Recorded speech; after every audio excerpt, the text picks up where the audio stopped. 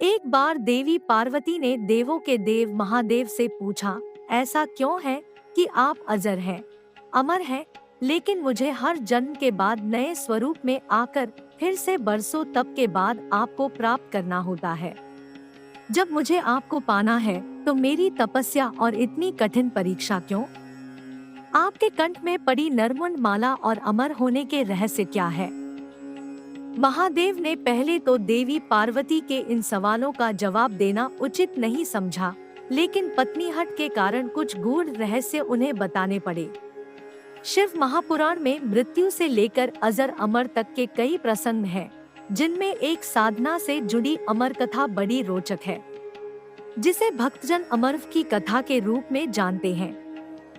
हर वर्ष हिमालय में अमरनाथ, कैलाश और मानसरोवर तीर्थ स्थलों में लाखों श्रद्धालु पहुंचते हैं। सैकड़ों किमी की पैदल यात्रा करते हैं। क्यों? यह विश्वास यूं ही नहीं उपजा। शिव के प्रिय अधिक मास अथवा आषाढ़ पूर्णिमा से श्रावण मास तक की पूर्णिमा के बीच अमरनाथ की यात्रा भक्तों को खुद से जुड़े रहस्यों के कारण और प्रासंगिक लगती है।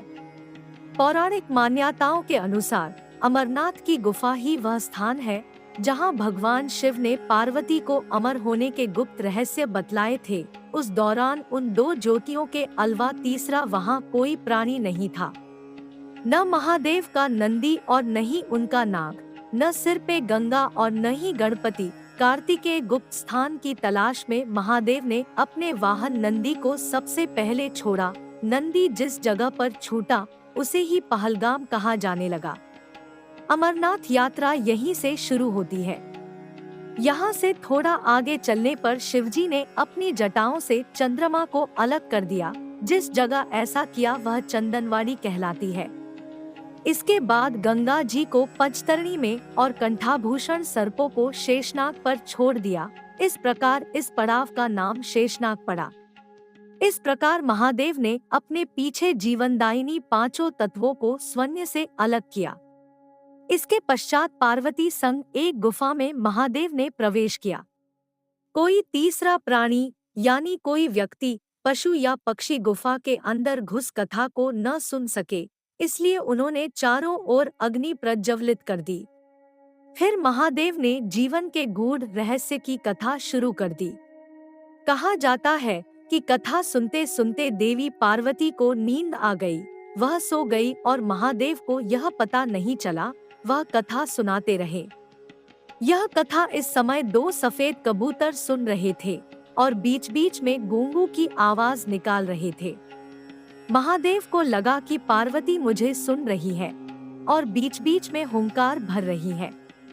चूंकि वैसे भी भोले अपने में मग्न थे, तो सुनाने के अलावा ध्यान कबूतरों पर नहीं गया। दोनों कबूतर सुनते रहे।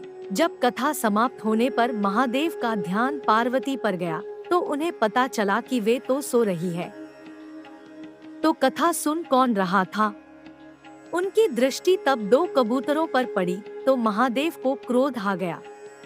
वहीं कबूतर का जोड़ा उनकी शरण में आ गया और बोला, भगवान, हमने आपसे अमर कथा सुनी है। यदि आप हमें मार देंगे तो यह कथा झूठी हो जाएगी। हमें पद प्रदान करें। इस पर महादेव ने उन्हें वर दिया कि तुम सदैव इस स्थान पर शिव व पार्वती के प्रतीक चिन्ह में निवास करोगे। अंतत कबूतर का यह जोड़ा अमर हो गया और यह गुफा अमर कथा की साक्षी हो गई। इस तरह इस स्थान का नाम अमरनाथ पड़ा। मान्यता है कि आज इन दो कबूतरों के दर्शन भक्तों को होते हैं। अमरनाथ गुफा में यह भी प्रकृति का ही चमत्कार है कि शिव की पूजा वाले विशेष दिनों में बर्फ के शिवलिंग अपना आकार ले लेते हैं। यहाँ मौजूद शिवलिंग किसी आश्चर्य से कम नहीं है। पवित्र गुफा में एक और मां पार्वती और श्रीगेश के भी अलग से बर्फ से निर्मित प्रतिरूपों के भी दर्शन किए जा सकते हैं।